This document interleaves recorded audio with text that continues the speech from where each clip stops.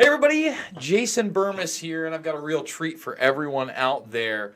Longtime activist and former CIA analyst Ray McGovern is with us. RayMcGovern.com is where you can check out his stuff, as well as Consortium News. You can follow him at Ray McGovern, and you can check him out in Fabled Enemies, my film from over a decade ago now. I can't even believe it's been that long, but I was lucky enough to get on one of the Action for Assange visuals about a week ago, and Ray McGovern was also a guest, so I really got to chat it up after all these years.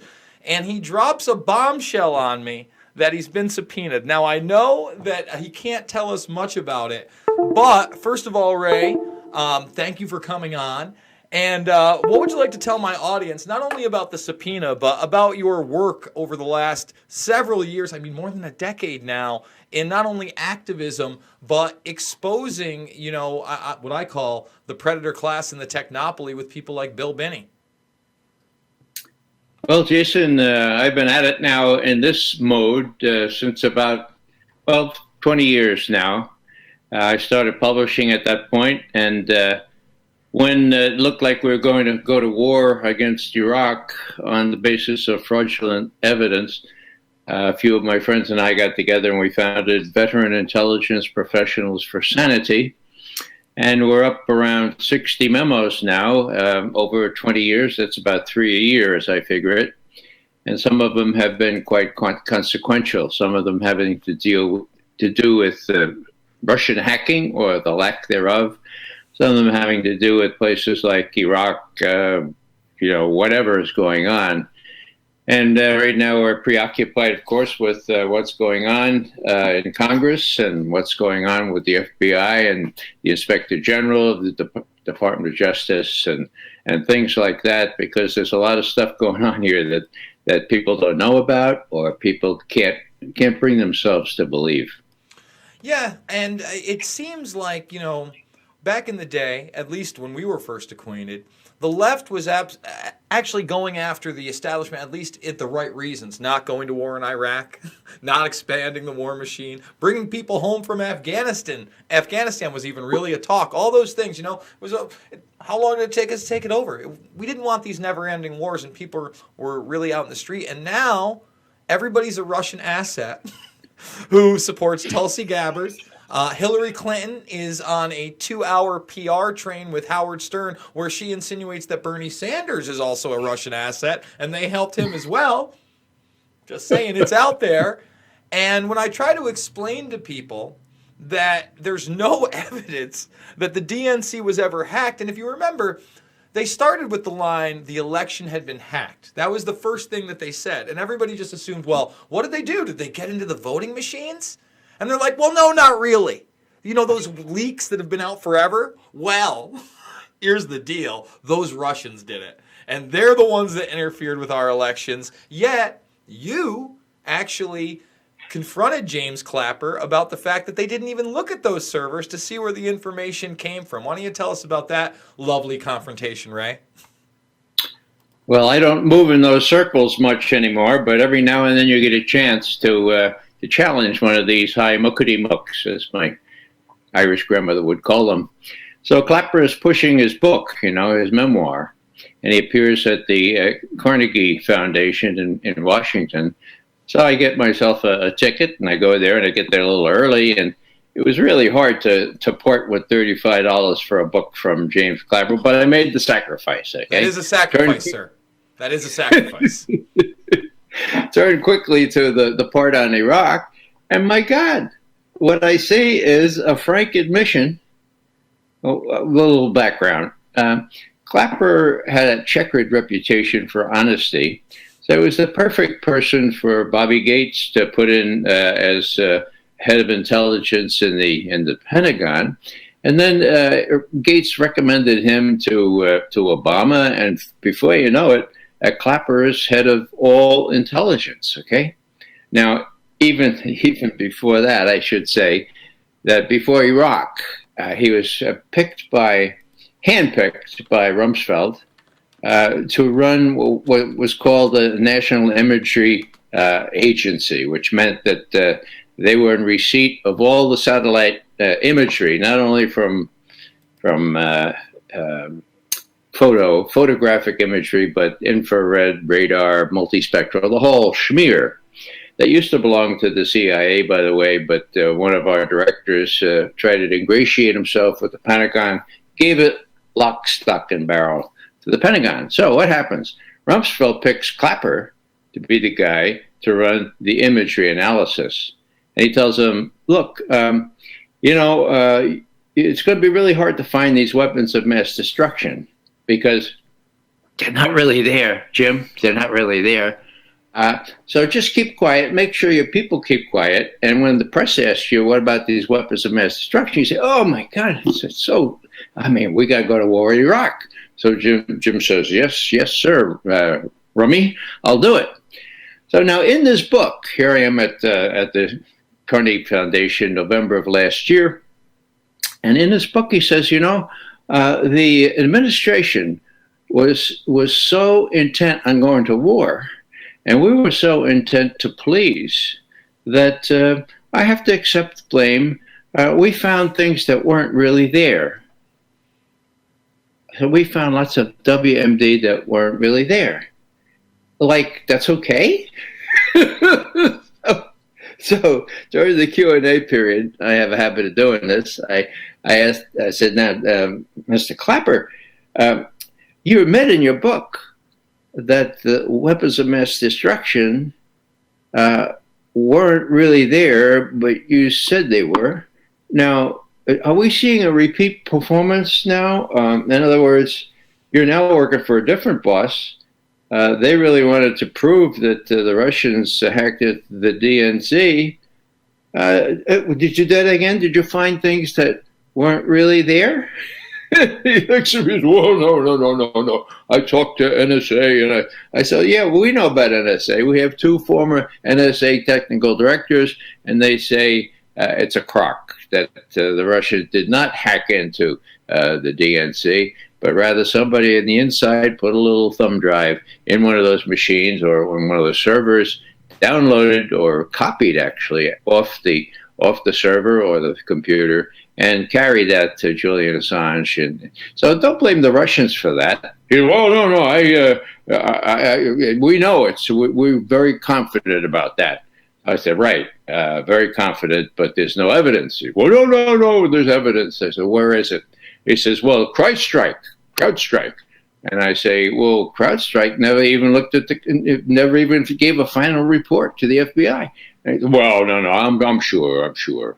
So then I lost the microphone. But there was a guy who lied to the Senate Intelligence Committee when he was asked whether NSA was intercepting our conversations. 3 months later, he had to go back and apologize and say, what I said was totally misinforming you. That's because Ed Snowden came out and revealed the truth. And he was allowed to stay in place as head of national intelligence for 3.5 years under Obama. What does that tell you? That tells you Obama was afraid of him, was afraid of John Brennan, was afraid of the deep state. I hate to say it, but he was afraid. And that's why the deep state really, really got going under Obama. And now it's really interesting because the balloon is up. We've reached a denouement here. Oddly, a fellow named Bill Barr, who I never had much truck for, seems to be taking his responsibilities seriously now as Attorney General. And he's looked into what the FBI did with respect to finding the Russian hack and other indications of Russian meddling, right? And he found out that it's a crock. And so the Inspector General of the Justice Department, who has purview over the FBI as well, comes up with this report saying, well, yeah, there wasn't any evidence, and what there was to get these warrants to surveil people was really kind of incomplete, misleading actually, misled the courts, and there was exculpatory evidence there that didn't, but they meant well, And there was no evidence of bias or prejudice. Well, today, Barr, the Attorney General, says that's not true. We haven't even seen the bottom of this, and there's every indication that there was bias, there was prejudice, and we're going to pursue it, and we're going to hold people accountable. Wow. What I'm saying here is that the gauntlet has been thrown down. The next few months are going to show whether the deep state is able to face down President Trump, which I have to add, so far it's been able to do, or whether a guy like Barr is going to put a little backbone in the president, together with this fellow, what's his name, the guy from Connecticut, Durham, John Durham. He's a prosecutor. You know, he can convene a grand jury. He can indict these guys. So, will we have indictments of the fellas who interfered or made it appear that Russia interfered when they themselves interfered? Will we have indictments of those folks? Well, the deep state, the national security state, whatever you want to call it, they usually win, and they've won so far with Trump. We'll have to see if Barr is strong enough to say, look, Donald, you're president. Get rid of these guys. They deserve to be in jail. Whether they'll end up in jail or not is another question. As long as they go away and are shamed as they are entitled to be shamed, then that's enough for me. Let's get a new crew in there, and let's see if Bill Barr could clean up the act in the Justice Department and especially in the FBI. Well, I don't know what's going to happen, but I do know that the Democrats read their 2 articles of impeachment today. They're lauding the IG report. Like you said, I think it goes far beyond that. And when we talk about Russian hacking, you know, I went over this article with you a week back, but from a couple weeks ago, will Julian Assange and WikiLeaks finally tell the truth about Seth Rich? And that push seems to go on and on. I don't even know if Julian Assange is going to make his next court hearing on extradition in February. He's in such rough shape. But here we have that playing out in America, and the media, not in large part, in whole part, the mainstream media ignored this audio tape of Seymour Hersh discussing the WikiLeaks, DNC, Seth Rich, how this information was obtained, and WikiLeaks themselves even tweeted it out. And yet, when I read the Mueller report, hey, there's no FBI reports on Seth Rich. And, you know, Julian Assange was purporting a conspiracy theory. It gets a page and a half in the report in the first part of Russian interference. And, of course, the failure of that was the second 180-plus pages was this idea of what? Obstruction of justice. None of it stuck. And now we have Ukraine Gate. Before we get into Biden and the video of him on the CFR and how far this has gone, well, what can you tell us about what's going on with the evidence of Aaron and Seth Rich being involved? Well, I'm not allowed to say Aaron Rich. Did I say Aaron Rich? Oh, I said Aaron Rich. I've been subpoenaed, and the idea is to intimidate me from saying Aaron Rich. I don't know what the deal there is. Seth Rich, as most of your listeners, I'm sure, most of your viewers know, was killed on the 10th of July, 2016, just about 2 weeks before WikiLeaks published the Democratic National Committee emails. Now, that was a big deal. Were those emails authentic? You bet they were. What did they show? Well, they showed that Hillary Clinton and her gang had stolen the Democratic nomination from Bernie Sanders. Clear as pure as simple. I mean, it would get the primaries, the whole 9 yards. Now, Julian Assange got those. Now, Julian, of course, gets leaks. I mean, they call it WikiLeaks. They don't call it WikiHacks, okay? He gets leaks. Somebody is smart enough to copy off the computers of the DNC or off a server and put it in a little thumb drive and take it to Julian, and he would publish them. That's exactly what happened, and we can prove that forensically. Now, the odd thing is that when the emails were published, it was 3 days before the Democratic National Committee. And the Hillary group was all alerted to the fact they were going to be published. How? Well, Julian Assange announced it on the 12th of June. So here we have 6 weeks or so later, he published them. And what was the reaction? Why did the Russians do this? Why are the Russians? Oh, why are the Russians trying to defeat Hillary? Why are the Russians? Nobody looked at the content of the emails.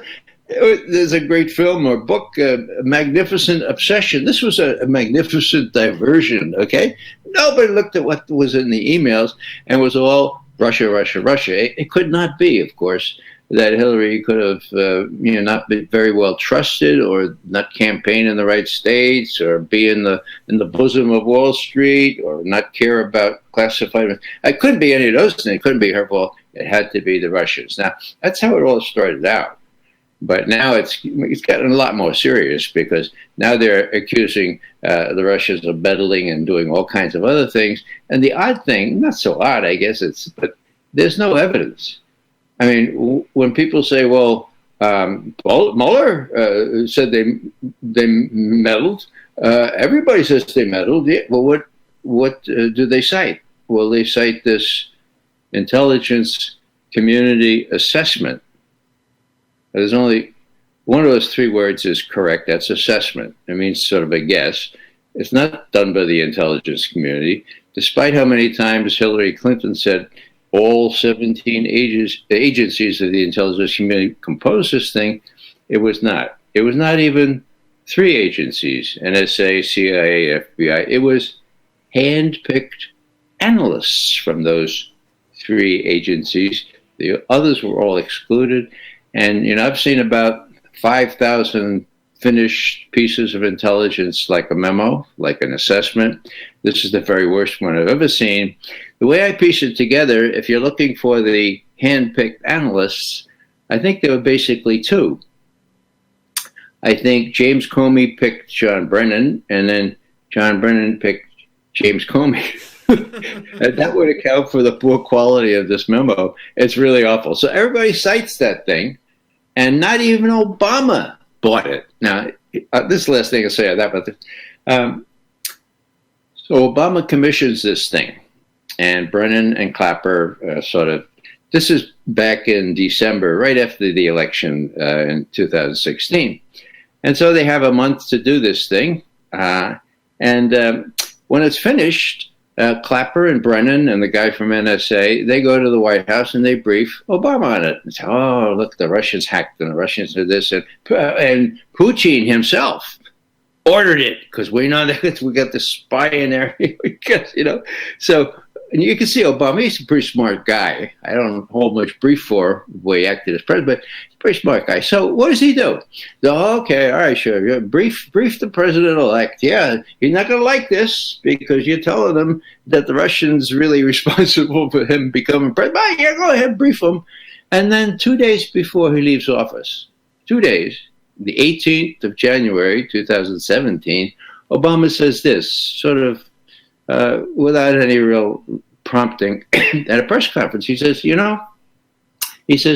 the conclusions, and this is a direct quote, the conclusions of the intelligence community with respect to how the Russian hacking got to WikiLeaks are inconclusive, period, end quote. So you end up with the president himself was briefed up and down on all this on the 5th of January. On the 18th, telling the world, well, we're dealing with inconclusive conclusions. and they were inconclusive because there was no meat to back them up. Now, Barr is aware of that. And we've been trying to tell him ever since he became Attorney General. We wrote him a memo saying, look, when Mueller comes out with his report, make sure he looks at whether there was a real hack. He had enough to contend with. He didn't do it then, but we'll do it again now because we're on good record of trying to warn him before, and we want to make sure that he knows what's up because he's going to be taking a lot of political heat now because he's taking on the deep state. Well, I certainly hope you're right. I don't trust Barr. But I don't trust these people either. We should make it really clear. It's not like we're supporters of Trump. Obviously, I thought he was better than Hillary Clinton, but his foreign policy is atrocious. There's a lot of things that I don't like about the guy.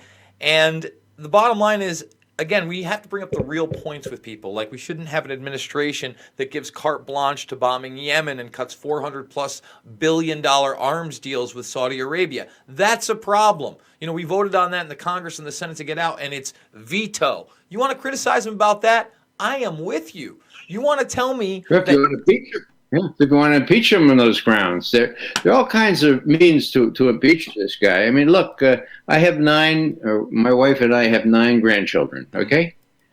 They're not going to have clean air to breathe, clean water to drink when they're my age.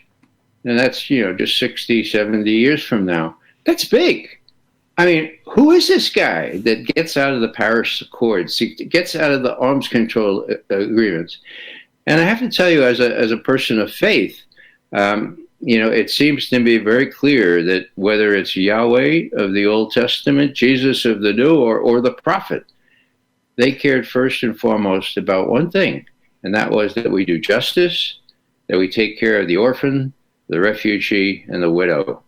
And that's how I measure government. And my God, I've never had an American government I give straight F's to, flunk them on every score.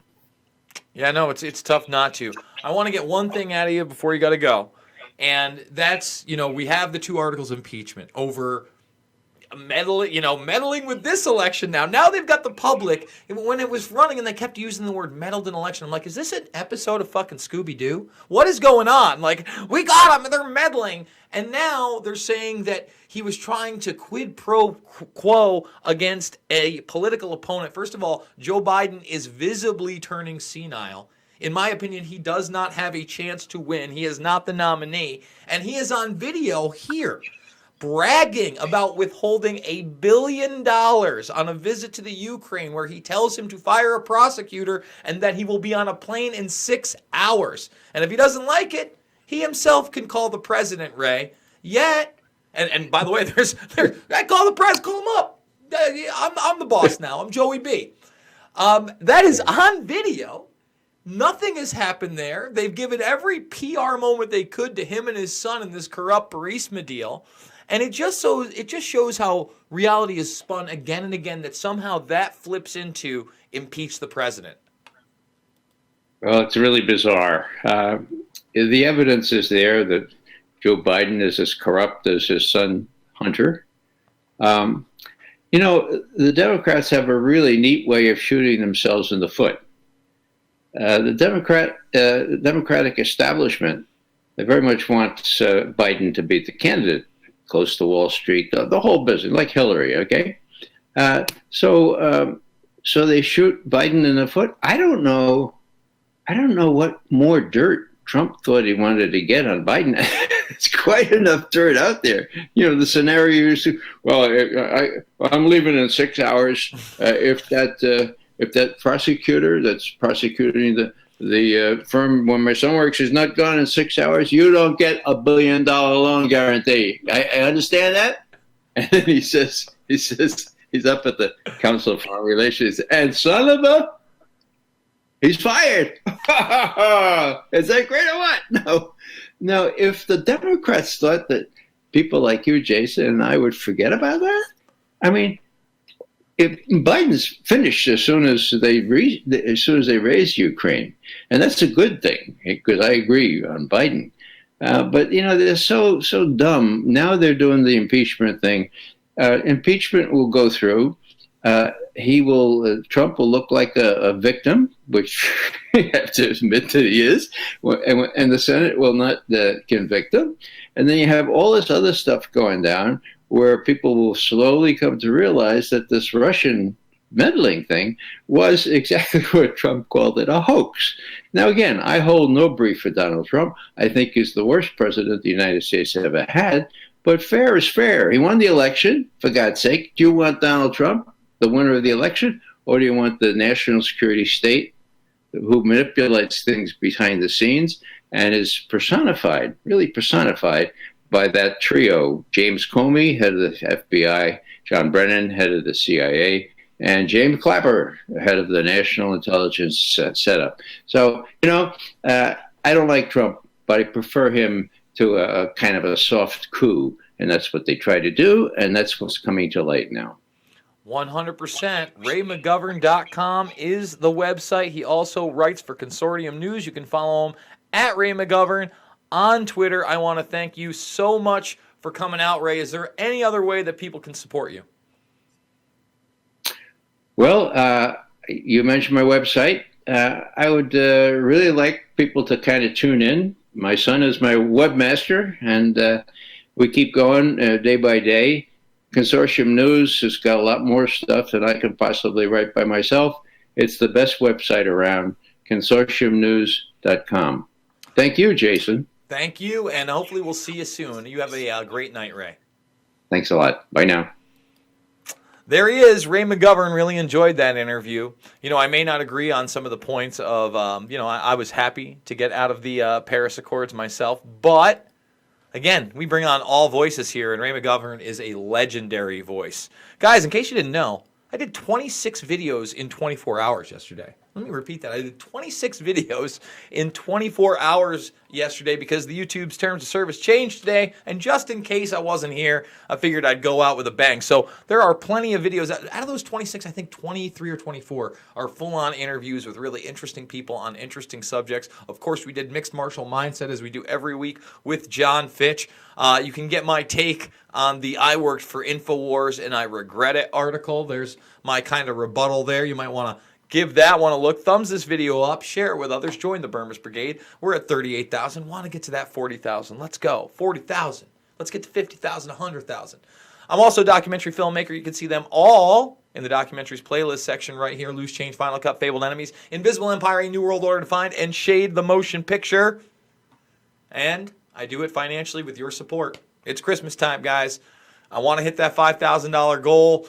$5, $10, $15, it means the world to me. By month 12, I really want to expand this to an office, to having interns, to having more and more guests, possibly even in studio. So we'll see what we can do. I can't make promises, but I can promise you it's never about left or right, Republican, Democrat, conservative, liberal. It is always about right and wrong. I love you guys, and I'll see you on the flip side.